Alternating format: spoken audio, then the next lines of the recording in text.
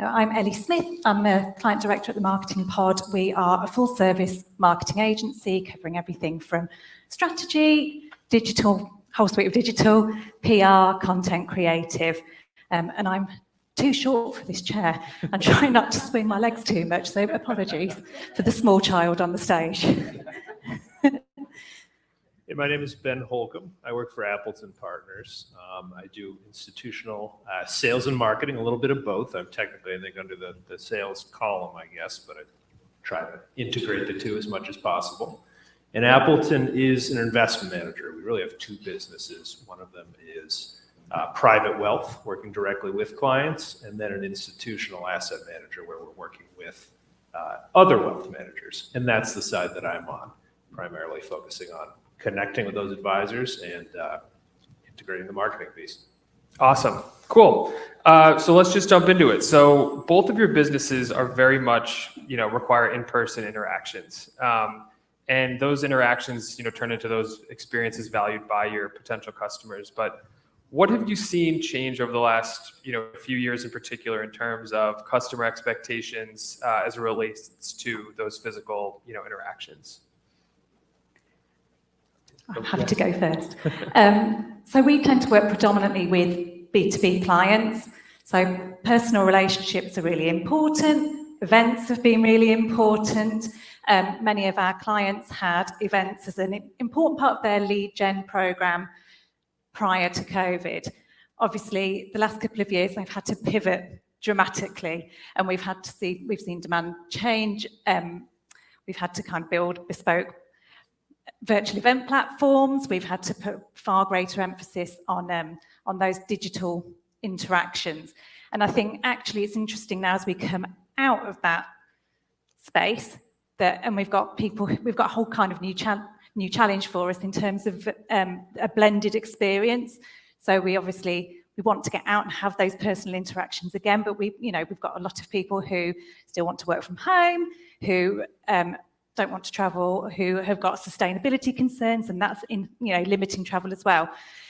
So really it's about how do we start to cater for everybody, make sure that we have compelling interactions that perhaps more integrated across physical and virtual experiences. So, how do we make sure that we're catering for their needs, that we're speaking to them consistently across those channels, and how do we get more creative in delivering those interactions for them? Yeah, at Appleton, where we're working directly with financial advisors, it really is a trust business. That's what it comes right down to. That's kind of what we're selling. These advisors are fiduciaries for their clients, investing their money. So ultimately, they've sold their client on the idea of trust. They're trusting us to manage their money in our particular sleeve, in our asset class, which is municipal bonds. Not the most exciting, but an important one. And as a result, they need to feel comfortable with the firm they're working with. It's a long sales cycle.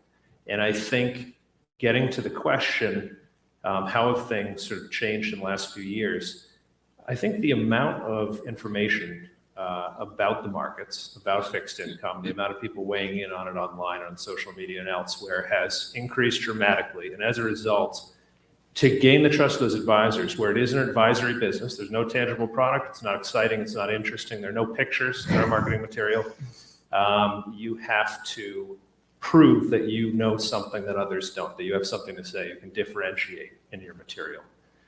That the story makes sense, but you have to stay concise. You have to be on point. It has to be relevant. And it has to be where they are. And I think that's a big part of it. So to sell trust, for us, it's about showing that you're competent, that your material is good, that you filled in all the boxes, that you're showing up in all the screens and all the databases, which is largely how our business works. I know a lot of others do. But that only goes so far. I think the face-to-face piece is huge because trust isn't just competence. It's them liking you.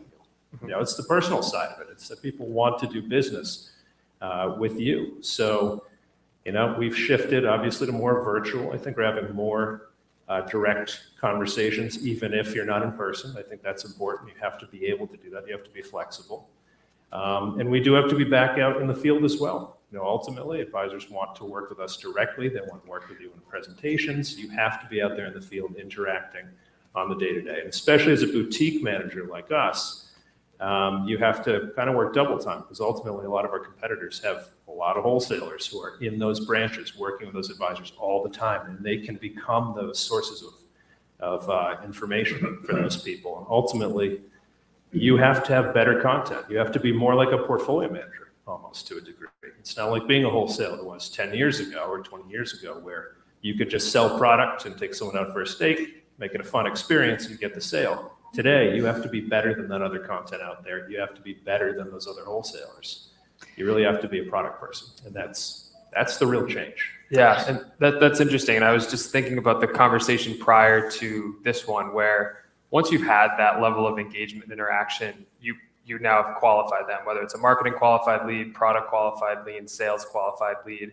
And like the problem is almost just beginning now with some of the other conflicts that you were talking about, with making sure that those people come through the funnel. So just thinking about like challenges offline back to online, and how both have their own challenges, and even it's harder starting from an offline environment and kind of working that user back into the funnel and then ultimately converting them. But thinking about like next few years and where your industries are going, where do you see your current work in an offline capacity, and like the successes within an offline to online customer engagement within the next 5 to 10 years? I think maintaining that relationship and those touch points is super important. So yes, we'll have, like today, we'll meet people today, and that's great, and we've kind of enjoyed lots of conversations. But we won't be doing our job properly if we don't kind of follow that up and we continue that relationship. And I know the previous session talked very much about kind of consistent tone of voice and brand, and it's absolutely, that's music to my ears. It's absolutely correct that the branding doesn't stop with the way that you look. It's the tone of voice, it's the personality. And yes, I work in B2B, but we buy from people, and personality is important. And we do a lot of work with clients about brand personality. How do you differentiate? What do you stand for? Why is that important? How do you speak to people? How are we being consistent across all of our channels? And that's both at the event, but it's also how do we follow up and maintain that kind of nurture that customer relationship or that prospect relationship throughout. And it will need to be on a multi-channel basis, because we are overwhelmed by communications all of the time. And if we are going to cut through beyond somebody else, we need to make sure that interaction is regular, it's consistent, it feels like our interesting company that we're putting out there, and that we're giving them a compelling reason to keep in touch, to pique their interest, to interact with our brand. And I think that kind of experience and that ongoing nurturing is really important. And yes, there's a huge plethora of tools out there to do that. What we mustn't lose is the messaging to market, making sure that the customer segmentation is right, that we understand the pain points, and that we're creating messages and channel mixes that are appropriate to that audience and will gain their attention and their long-term interest.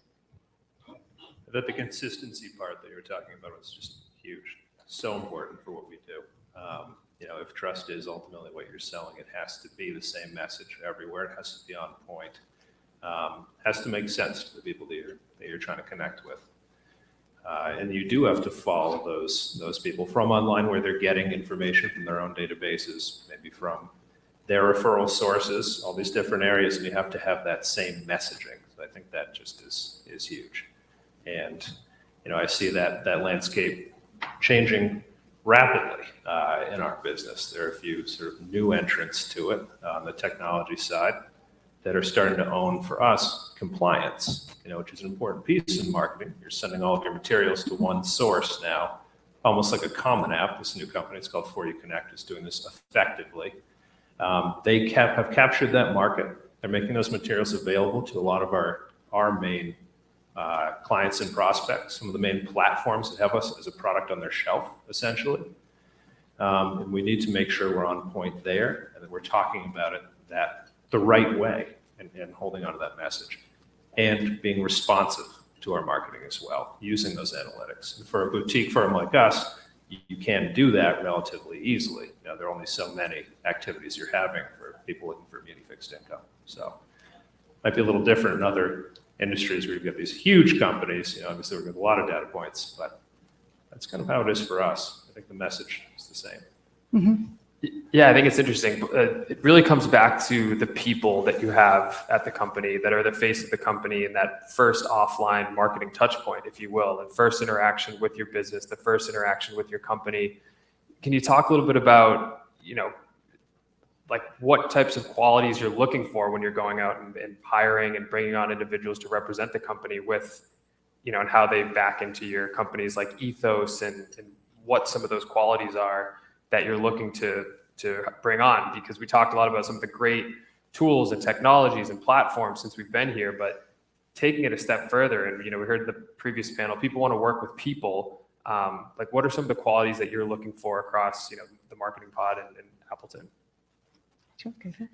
Yeah, when we're looking for people on the sales and marketing side, it's folks who want to connect with actual human beings who understand, if it's marketing, what it would be like to look at our content elsewhere. What would actually be helpful? Would it make sense to do a video? Does this topic make sense? We're thinking about it from the perspective of the buyer, and I think that's the biggest thing. Not simply sort of doing a role and taking orders from a manager. I think in our firm that's huge, that everybody's operating obviously under the same group and with the same ideas in mind and on a team, taking a team format, but that they're also operating independently and they're thinking about it, taking that perspective. In sales, you have to be personable and you have to want to work for a boutique firm. You want to be comfortable with that and what the team does, because it's not the same as a larger firm where you have a lot of different products and a lot of different ideas. Who wants to fit in? Cultural fit is enormous for us. We are, we've gone in 10 years from being kind of a brand new agency to being we've grown rapidly over the last couple of years, and we're now 30 people. But it feels really personal, our agency. We are going out selling our services, our expertise, and our people are an enormous part of our brand. We have really personal relationships with our customers, and if we can't get along with them or they're not cut from the same cloth, that isn't going to work. We've got to be, we're looking for people who are really passionate, who are really dedicated, who have got a sense of fun, who can get along with people really well, but also who are really geeky and technical, because we don't work with sexy products. We work in the energy industry. We work in technical financial services. We are working with quite often, going through regulatory publications and trying to work out what's the marketing message, how do we position that, what's right for our customer. I work with tools. We've got to kind of find the fun. You've got to have a certain quality in that to find the fun in and the interest, so that you are translating that appropriately for the audience, so that we've got an ability to engage them. So, there's a whole range of personal skills really that are there, but, we do that when we do the interview. It's as much about personality and fit is about technical skills at that point. Technical skills we can teach, but you've got to be, we call it a podster. You've got to be a podster, or they're never going to fit. And our clients will see that. They'll know that they're not right. It's a different service. That's so consistent with what we look for as well. Obviously, just talking about how things have changed over time, and you have to have different skills, be more knowledgeable about how portfolios function, about the product itself, ultimately. It could apply to any business. They have to be able to operate with the team that's actually producing it. In our case, the manufacturers are PMs, ultimately. So they have to be operating on that level. And the fact is, our clients are themselves investment professionals. They know things to varying degrees. Some are asset gatherers, some are true financial planners who know the business. You have to have those skills, otherwise people will not respect you. So again, personality, is huge. It has to be a fit for the company, but ultimately, I think it's a technical skill that's so important that really drives our business as well. Interesting. Thinking about some of the biggest challenges over the last, whether it's at your tenure or your company's tenure, that have got you and your companies to the point where they are today. Can you talk a little bit about what some of those hurdles were, different or solutions that you've solved for? Just curious to hear, what some of those are, knowing the different industries that you're both in. Sure. Yeah. No, that's a good one for Appleton. We historically, I think, it's my perspective. I think a lot of people at Appleton would say the same. I think I've done a very good job picking people. We have good people. We have knowledgeable people. We've looked for those skills we just talked about. And I think we have folks who have those skills, and we've gotten a lot of business as a result. What we haven't focused on as much, and I think it's a focus here in general, is integration, marketing systems, using technology to more effectively enable our salespeople ultimately to have those contacts, because we do not get accounts without human interaction. In our case, we often find out how people found out about our company in the first place. They learned of Appleton from those conversations. So that's easy to trace. But what we haven't had is a way to easily, that's a key word, and consistently get our message out to the right places effectively, and gotten those metrics back to one location in a dashboard or in a CRM system, in our case, for our wholesalers to use that information effectively. I think that's been an issue, integrating sales and marketing. Yep. We all work together. We're all on the same team. We all get it. We do not have a centralized, I would say our centralized database needs work. And I think that's the conversation right now. It's getting the technology. And just a sidebar for that, how relevant it is for Ben. We're waiting to get on, and he's getting a call from the HubSpot account executive trying to sell him their CRM. So there's clearly a focus for HubSpot that's been identified. And but anyway, Ellie. Yeah, I don't know that for sure. I think we see we work with a range of different companies with a range of different issues, I guess, and opportunities. But certainly those that have been established for longer, that have got a load of legacy systems, data management is big, and trying to kind of, particularly where there have been acquisitions and they're trying to pull data sets together and make sure that they make multi-territory, making sure that they are compliant, that they are usable, that they're up to date. All of that kind of big cleanup is a big part. And I think targeting is always an issue as well, because actually, I think if anyone says that they can absolutely target exactly the right person at the right every single time, they're lying. And it's always going to be a bit of test and learning, a little bit of tweaking, trying different things, trying different targeting strategies, different channels, understanding which ones work in which territories, which ones work in different sectors, and kind of understanding the buyer behavior better and learning and getting those cues and adapting the strategy. And I think that's probably that learning is part of it. The other one, I think, is prioritization, and actually understanding what do we stand for, what's our core customer value proposition, what's our biggest opportunity, and what do we really want to go for, and how do we then start to narrow it and kind of pin what we stand for against that brand. So I think trying to prioritize the target markets, trying to kind of be more effective rather than a scattergun approach that becomes a little bit vague and untargeted. It's probably the other. It's always hard for somebody to say, no, I'll give away that opportunity. Sure. No, and I can imagine it's probably a lot easier doing those at smaller companies, boutique firms that you're both, now a part of, versus a large conglomerate, and just that problem intensifies even more so once there's one thing wrong, it just can snowball very quickly. And that was some of the things we had talked about previously. And Ellie, I'll go back to you, knowing we had sort of talked about this in our prep over the last few days, was sustainability and using that as like a customer touch point from an offline space. Can you talk a little bit about how your company is thinking about sustainability and sort of where it fits into your offline marketing strategy? Yeah, of course. So in the UK, we've got a big target to be net zero by 2050, so it's really challenging. And we've got a lot of companies who are really passionate about that and kind of have signed up to their own stretching targets. Again, in B2B, it's important because actually it's a differentiator for them from a brand perspective. So they're really keen to kind of make sure that they're doing the right thing from an environmental perspective, and not least of all for their own firm, but increasingly from a supply chain perspective, companies are looking to their supply chain to deliver their environmental benefits as well. So there's a big commercial interest in operating more sustainably and reducing the carbon footprint. And I think as we come back to face-to-face events, as an example, we're certainly seeing that big challenge, which is, well, how do I get to that event in a sustainable manner? I haven't seen a lot of collateral out there today.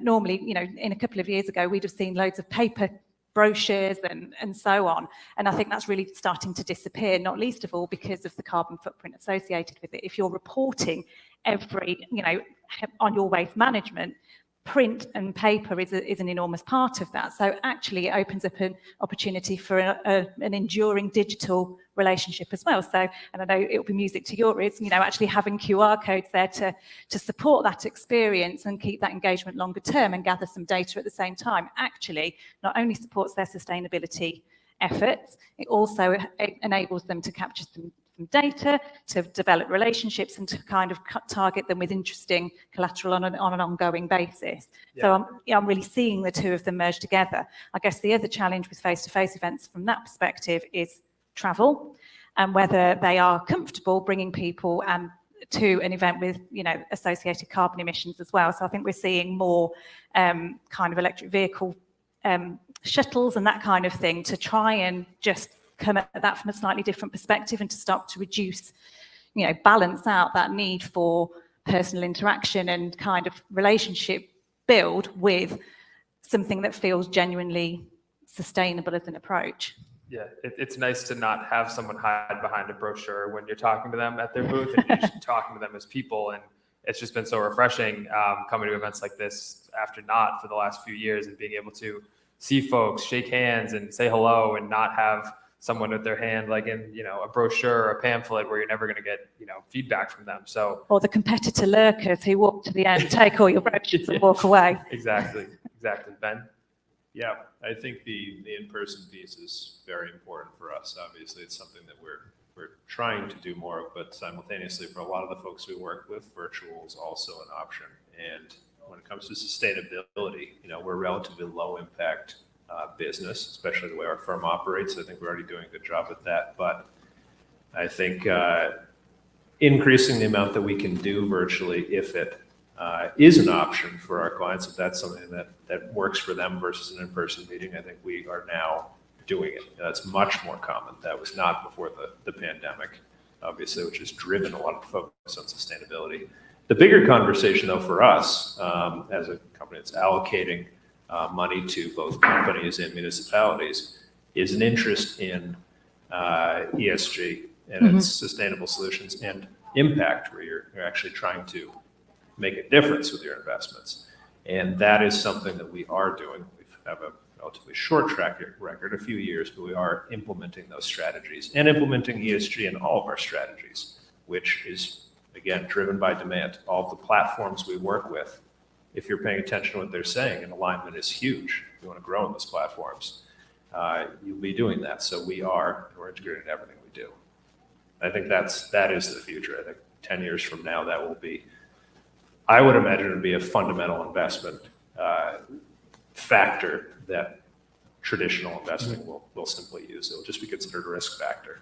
Awesome. If not an impact, a deliberate strategy for change. Sure. I totally agree. Oh, sorry. Go ahead. So I think almost all of our clients have got some kind of sustainability or social value focus. So not only how are they delivering on an environmental perspective, but how are they delivering for communities and what are they putting back into communities? And actually there's more increasing pressure on looking at that holistically. How does a business make a contribution? And I think, actually the pandemic in some ways has prompted that because communities became far more important. People perhaps aren't commuting in the same way. Their community is where they live now. It's not, they work where they live. They don't travel in quite the same way. And community impact becomes part of that kind of ESG conversation. And certainly on the regulatory side, I think Europe is a bit ahead on these things. They've already created standard sustainability, accountability, sustainable accounting variables, and have implemented that. I think that's pretty much standard in investments. Yeah. And I think in the United States, the SEC obviously is pushing these things as well, and we'll likely see legislation very soon that will standardize those variables. So You'll see it here. It is absolutely something that we're conscious of. Mm-hmm. Very cool. So we talked a lot about like overcoming different obstacles, whether it's acquiring customers or, things of that nature. But what's been the number one tactic that's worked for each of your firms in an offline marketing capacity? Like what's the go-to way to drive more customers into the funnel for your respective teams? I hate to dodge this question a bit, but it's an integrated approach, and it is. We can't. There's no one gold silver bullet when it comes to lead gen, and I think we do a lot of account-based marketing. But again, it's an integrated suite of activities, and you're talking about offline. We've talked very much about events, but obviously PR is a big part of that as well. And it's more about positioning the brand, positioning your expertise, and positioning your experts as well, and giving them a voice and contributing to that conversation. So that at that top of the funnel, we're showcasing kind of what we know, we're positioning that company, and then using that in an integrated manner to kind of push out across social channels, for instance, or to provide a hook for sales to kind of share with their contacts and start to develop those relationships. But it is always going to be, I do think account-based marketing, but that isn't a tactic. It is a strategic approach to integrated communications. So, sorry, but I do think it's a big combination of strategic, planned, carefully curated activity. It's not just one thing, and it depends on the market and depends on the client and what the activation is. So yeah, no, totally fair. And I don't know if you feel the same way. It's similar for us. Yeah, absolutely. There are a lot of different things that I think have driven success thus far in marketing, but I think referrals are a big one. Mm-hmm. Definitely focus on referrals, either from direct relationships, clients who already have Appleton, but also from their centers of influence. I think focusing on the centers of influence is huge. You make connections with them. That's where you get new business. That's been a huge generator for us. But to do that effectively, you do have to make sure your material is immediately available to them. And again, marketing for us is not flashy or interesting. It tends to be about the markets and investment products, but it does have to be immediately available and has to be consistent.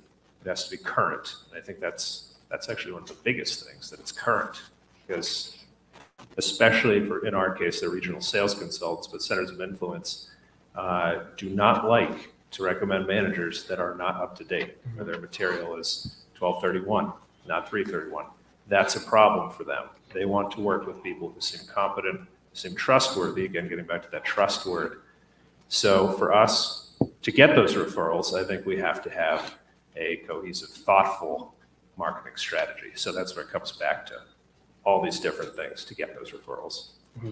Different perspective on it. That's one thing that we're working on too, is knowing how powerful the referral process is, and knowing that you're already getting the referral from someone who's like, I trust this person, now you can, and because you trust me, you can trust them. And it works very quickly to get that person within the funnel and having that conversation start versus just a cold outreach or something of the like. But thinking about, how you then, and this is kind of, we'll tie it off with this last question, but how can you take, everything that we've been talking through, whether it's, in-person engagements, great content, great sustainability, and the approach to, that ESG-minded, forefront for the company.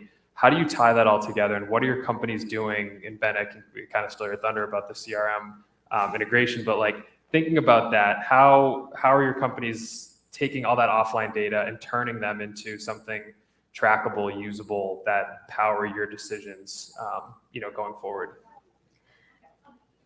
The less sexy bit about marketing is all the planning. So the planning is kind of fundamental. So understanding how you're going to knit all of those channels together, it's understanding kind of what's going on in that marketplace, what are our trigger points, what are our hooks throughout that, how are we deploying across different channels throughout. And some of that will be trackable and some of it won't be. And it's working out how we start to bring as much insight and data and track those items that we can into one dashboard to inform it. Some is quicker than others. You can make a more instant decision on some of your digital channels as to, which outreach is working, which ones aren't. Then you can over some of your other content pieces, actually, you start to understand pretty quickly kind of what the engagement is on that, what works and what doesn't. So I think, bringing as much tracking in, of course, we would always advocate and bringing that into one system so that you're not having to delve into multiple systems and try and fudge together things that don't really work is really important, so that you've kind of got that analytical infrastructure in place. But actually, the legwork is in the planning up front and making sure that you're maximising your content on multiple channels, that you're understanding that audience up front, that you're delivering the right kind of content to the right audience at the right sort of time. It's classic, right. But it's true. Yep. And that's where actually working that through at the start of a planning year is really important to make sure that actually you're effective and you're measuring and monitoring throughout. Yeah, for us, Ted knows a little bit of the story on the CRM integration side. That's been a real project of mine of late. We've got some things integrated now, but getting our most standard systems, our email distribution system, for example, our wider group email system, our accounting system, all integrated into the CRM, into a single dashboard, you're saying, Ellie, that gives you just what you need and nothing more. And I think that's actually a major concern as well, not having too much information. And I think that's a little bit of a fear, being totally honest, on our team, of being overwhelmed by it or feeling obligated to go to this one dashboard. Salespeople like to be in front of their clients because they're also their friends, tend not to be as focused on getting their activities into the CRM. So I think just having what actually enables them to make sales, to bring in more business, to have more conversations, I think is crucial. I think that's vitally important for us going forward. And obviously getting our information everywhere in the right place at the right time, on the right schedule. I think that's also a major thing, having your schedule of when your content goes, when it's most likely to be seen. Like timing is huge. All those things are very important for us, and certainly projects we're working on now. Awesome. Well, I want to thank you both for joining me. This has been super informative. Really appreciate the time. I'll open it up for any questions for the group here. Otherwise, really appreciate the attention here in the last 30 minutes or so.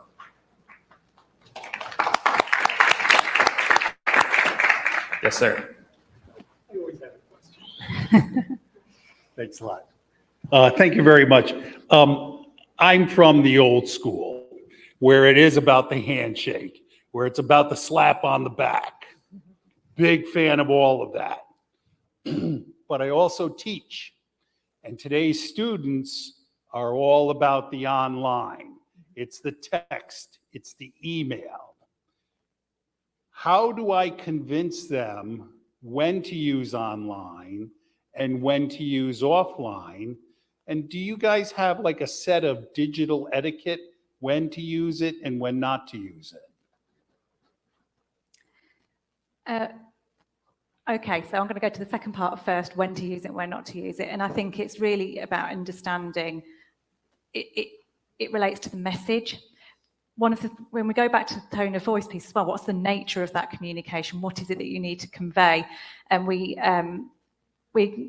spend time kind of going through, okay, well, actually, you've got a whole suite of communications you send out to a customer at any one time, whether it's a more formal communication or a less formal communication. And the purpose of that is always going to be different. And actually, you need to tailor the channels that you use so that they are appropriate and relevant to that interaction. So if you are, writing to somebody to tell them that their costs are going up, then, actually, you might want to pick a more formal tone and you might want to pick a more appropriate channel. In terms of the customer interaction, the personal interaction, what are they like on the phone? Do they do phone? Or do they own? I'm sorry, say it again. Do they do telephone interaction? Telephone, I'm a face-to-face kind of guy. Today, they'll text you, hey, professor, I need to drop this course. Let's come in and let's talk about this. Why? And they think that it's sufficient just to text you that's all we're doing. That's where I have a hang up. And I agree, it needs to be a blend because it's really hard to build a relationship digital only, but it's also really hard to build a relationship if that digital's only one way. You can't force a dialogue, and actually what you need is dialogue. And that's when I think actually meetings, face-to-face interactions, whether it is a phone call, I guess it depends on the situation, doesn't it? But actually, the dialogue is important, and tone can be misconveyed over digital communications, because not everyone is a great communicator.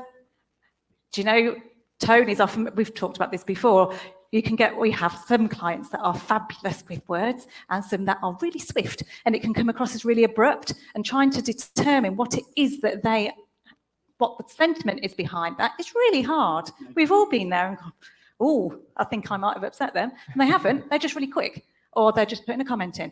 But dialogue and tone, you know, it's unless you are kind of, you know, perhaps a more professional copywriter, it's really hard to get that across effectively on digital alone. I can see a big... It's almost where they'll be most interactive, I think. You know, where people want to respond, where you'll actually get a response, because, you know, you can kind of make up for tone a little bit if somebody just is totally used to doing this. If you can ask that question, what did you mean, clarify things, get somewhere in the conversation. If a phone call may not have that result, you know, may actually be the other way. So something to think about. I think you missed the buzz. Do you know, you missed the buzz of that personal human interaction. And actually, that's kind of what makes work and life a bit more interesting, is it not? I invite students in all the time and they never show. You need to offer them some food. Any other questions? Yep, we've got one over there.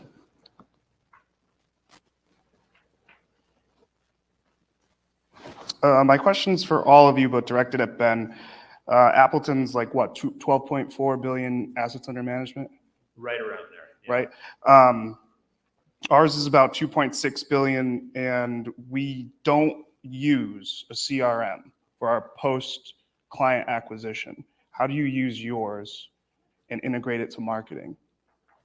We use our CRM. So the way we use it primarily is it's as sort of simple as it could be, you know, where it's these direct relationships that you have. You tend to know a lot of your customers. It's tracking activities. It's more an institutional memory, I think, from the salesperson's perspective than anything else.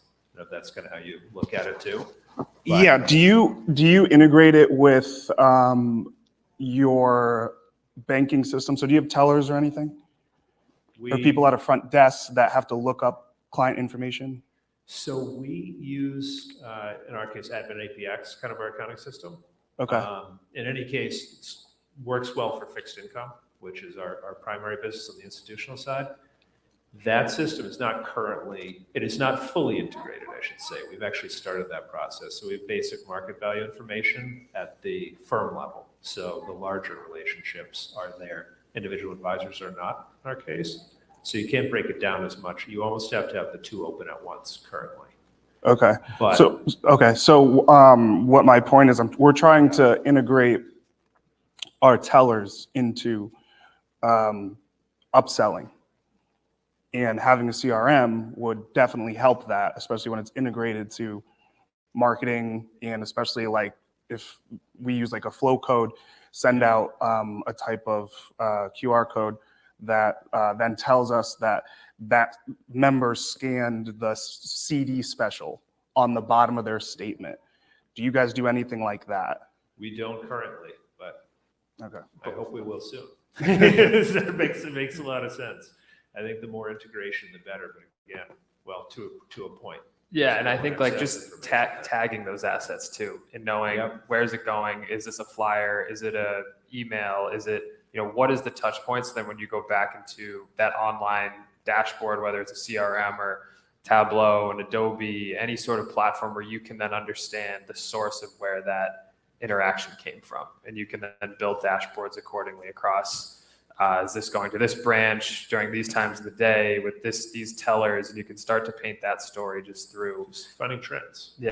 Following the patterns. Yeah. We have integrated certain elements of our email, direct emails through Outlook, list emails through Salesforce, which we use for our centers of influence primarily. That's how we connect with them.